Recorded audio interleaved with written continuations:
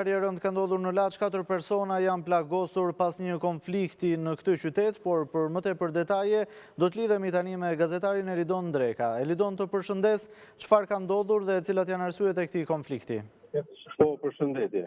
Në fakt, para pak minutash ka ndodhur një ngjarje e rëndë në qytetin e Laçit, ku janë përfshirë disa të rinj të cilët në një konflikt të qastë, sipas informacioneve të policisë, ato kanë nxjerrur edhe armët, duke u plagosur 3 të rinj, si dhe një e moshuar e cila shiste qerin buz rrugës nga Laçi, që është në drejtim të kishës së Laçit.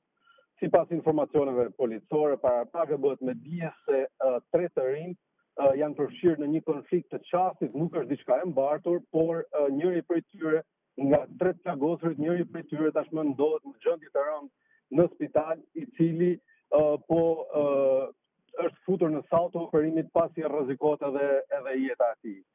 Forcat e shumta të policisë tashmë janë nisur drejt vendngjarjes, ndërsa nga ana e policisë ende nuk ka një komunikat ku pritet të jepen edhe detaje zyrtare në lidhje me ngjarjen.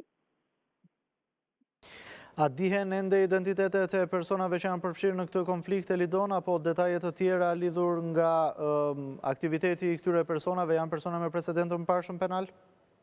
Në fakt nuk ka ende asnjë informacion në lidhje me identitetin e të rinjve.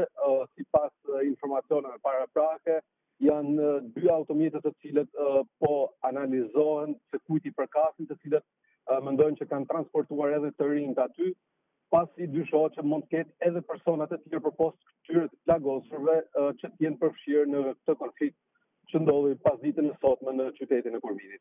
Elidon, ashtu siç ti e the, por edhe siç e kemi parë në këto pamje të siguruara nga vendi i ngjarjes, edhe një moshuar që shiste qerin buz rrugës është plagosur nga ngjarja që ka ndodhur nga të shtënat me armë. Si është gjendja e zonjës që u ndodh aty rastësisht në këtë situatë?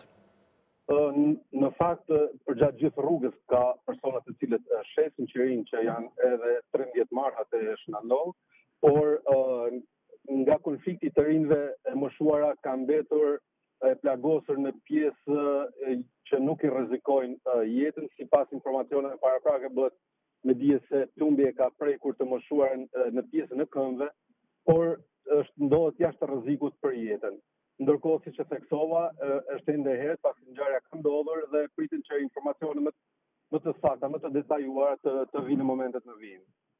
E qartë, mirë, Elidon, të falenderoj për detajet që na përcolla. Faleminderit juve. Ndërkohë do të shkojmë